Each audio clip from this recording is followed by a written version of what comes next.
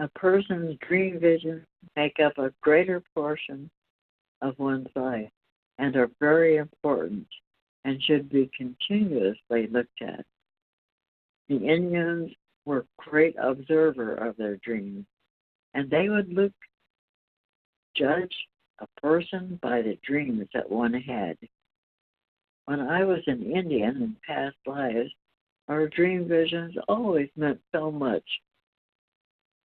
because there were no schools to be educated by and accepted. Each one of us carry with us and nature that is all around us. There was always plenty of time to discuss our dreams and visions.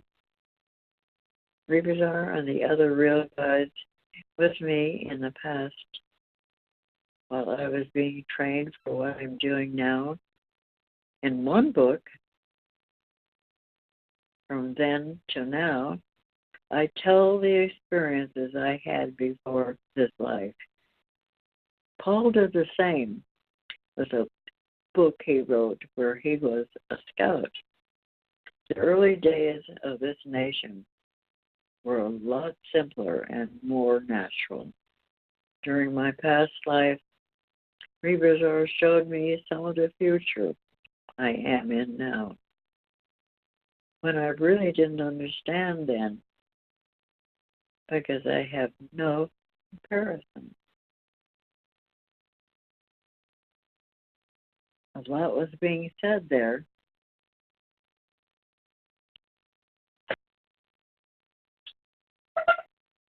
I see cause and effect as, well, I'm going to go out on a limb and say it creates time, because if there's a cause, there's an effect to it, and that's the whole idea with the creation worlds. So it's kind of all three of those, cause, effect, and time, because it manifests sooner or later, the effect, whether this lifetime or another lifetime. And as it relates to the real universes, there is no time, there is no cause and effect, and that's one of the differences. There's just an isness that it just is. There's none of this motion, you could say. There's no movement. It's just an isness. So there's movement in creation worlds, matter, energy, space, and time, the mess, universe. All those are basically manifestations of a certain sort. But in the isness, life is, that's just a view that, or recognition. And that's what we're pointing at here. That's where the adventure lies, to have this recognition of this tremendous reality. The mechanism of dreams usually uses absurd action and demonstration to make a point and provide a lesson. Something very exaggerated to get our attention, even if it's scary. The real guides do this all the time to me. But what is really taking place is the language from other levels, which is not always the same as here. It's like going to another country where people speak their own tongue. As a new onlooker tries to understand, one cannot expect the higher levels of life to be just like here, or we would surely be in trouble. There is a great refinement in the different levels beyond the physical realm. And so anyone who wants to experience the various heavens and the real universe must first be prepared to meet the situations they will encounter. The rough systems use the idea of good and bad. If a person is good, according to the officialness, and has their blessings, then things look very promising as they may be going to their appointed heaven. But if a person is bad according to those who rule, then the situation does not look good at all, and it would seem the person will be going to their hell. What if a person wants nothing to do with the intimidation and cruelty of the church and just lives their life according to their natural surroundings? Here again, you have human judgment of those who want to control others, deciding that if a person is not a believer in a certain system, then they are condemned, which is a fallacy. As one enters the real universes and experiences the true reality as it is, they will discover for themselves what is taking place on the earth and all the other realm worlds of illusion. Good and bad ideas are the two options. Most people think it is all that they have to go by because of the judgmental way the belief systems weave their will upon people. Even they will not fess up to what their own scriptures say about the many mansions, which are actually references to the various levels. Not one heaven, but many heavens, which are not controlled by any system or agency of the earth. But of course, they have no real experience, so they can never see the answer to the question. As society has flourished, and we have all come to this present time of events, so has the stress of what has been created. Today, never before, is the big deal making and what it entails. With the internet and all its uses we have now, it's a new world to explore and utilize. But the internet is mechanically driven and can vanish in the twinkling of an eye if the power is cut off suddenly. With our fast-paced lifestyle and the do-it-now attitude, society continues to drive itself ever so much faster to get to the next thrill. By doing so, tempers flare and mount with a lot of unnecessary misunderstandings, along with many misconceptions that appear because people are driven to get ahead. The idea of getting ahead is of a particular nature. There are many ways to approach this as a person wants to survive the best they can here.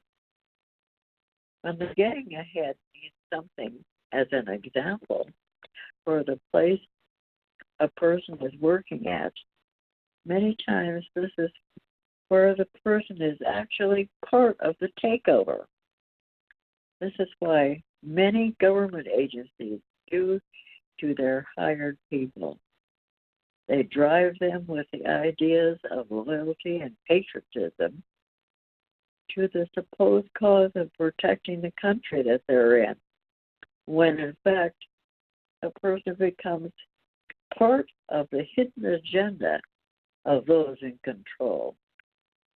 Each of us is a unique individual. This is real. When one finally gets to the top of the mountain of life,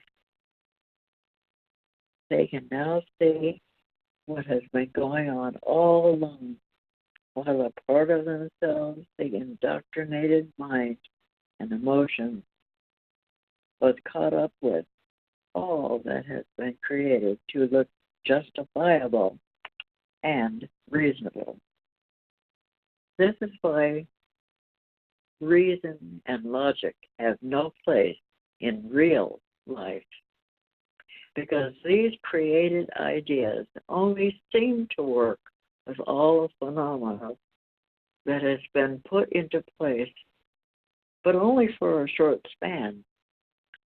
Then they take their place with the dust from which they came.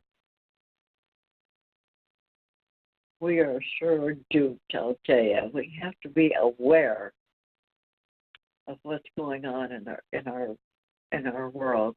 They put these laws out, and they make them sound so good. They're gonna do all this good stuff for you to catch the criminals, and they're gonna take pictures of you. But behind that, they know where you are, and they see what you're doing, and you're the good guys. So you just have to be aware of what the heck is happening to our world. Any type of lifestyle can be created in the lower realm, and the American Indian and most of the primitive people, those who are labeled as third world countries and cultures, have proven this for the longest time.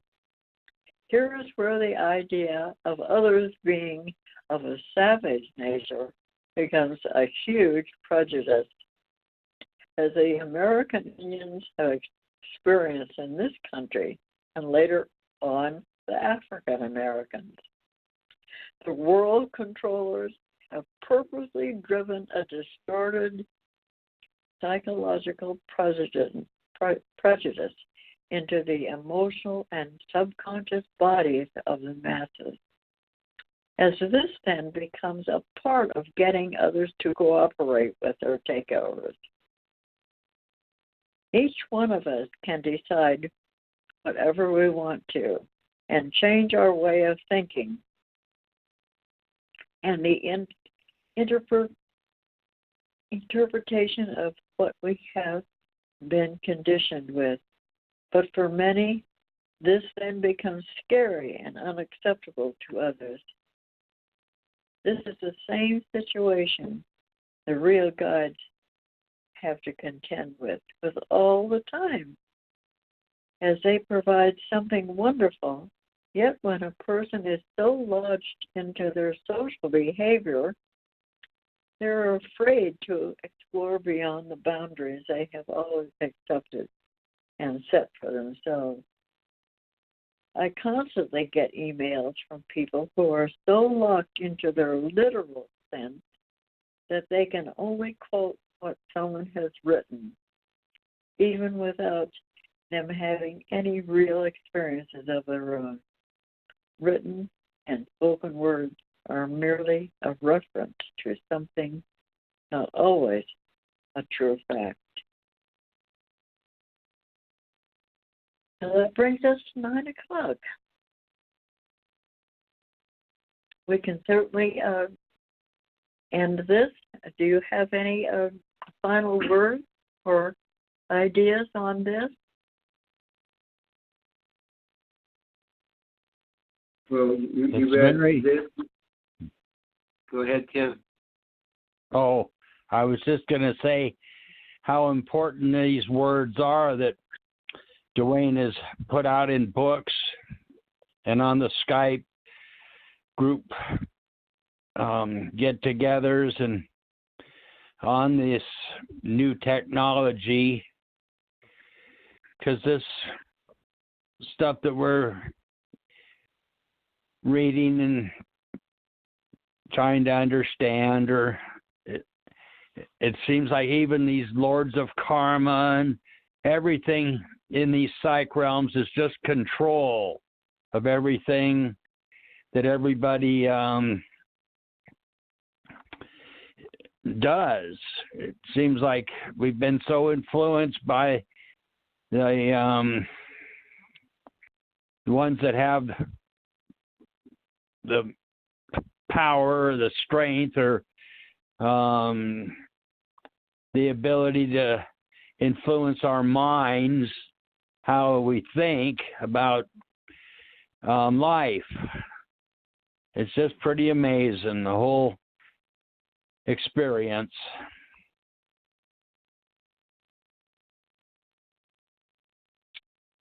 And then, Lila, you read, live your life according to your natural surroundings. And this makes a lot of sense because then you don't need the trappings of society as we're led to believe. And one of those trappings is belief. We're conditioned to think that we need to believe in something. Do you believe in God? Well, no, you don't believe in God. You're you get labeled a certain way. So closer we live with nature and the all-natural environment, the less we need of these things like that, like beliefs and faith and hope. It's just more about survival and just being real with what we have to contend with wherever we are. Here, in society, the way it's set up, there's what we have to contend with is the stress and the agitation and all these things that are purposely set up for us to be controlled by, and then it just becomes distorted. The whole living lifestyle becomes distorted. So again, live your life according to your natural surroundings, and what that could mean is like what we're doing here is to establish our own position. You don't have to agree to their model. Establish your own position. Create your own position. That takes some doing, but when you sing the new you start losing the taplines that you have, which are the agreements to these things, and then you can establish your own position. And then ultimately your positioning with the isness, what Dwayne calls the UP, universal positioning. That's where we have that total freedom, which is total love. Yes, stress just seems to be everywhere. They're shutting down businesses. They're taking away the animals that were around us, because we have to be there. New things, or new buildings, new things. It's quite challenging to be natural and to live your natural life close to nature, which is the really real you. That's where you really are, is in there, your natural person. And to be quiet then and get into singing that new you. You. That's very calming and centering. You can keep that in your mind all the time. You'll find things do slip away, and you do perceive a greater you and what is going on, and you become stronger. So these are the challenges. It's tough here. It seems like every time you turn around, there's a new law, no, you can't do that. No, you can't do that. Don't you see this? People don't believe or don't want to believe their old ways, tradition, and everything. The new way of living is now. Anyway, that's a good thought for us tonight. Let's all sing the new you and go to sleep with happy thoughts and knowing that We are one with our own natural self. Yeah. New you.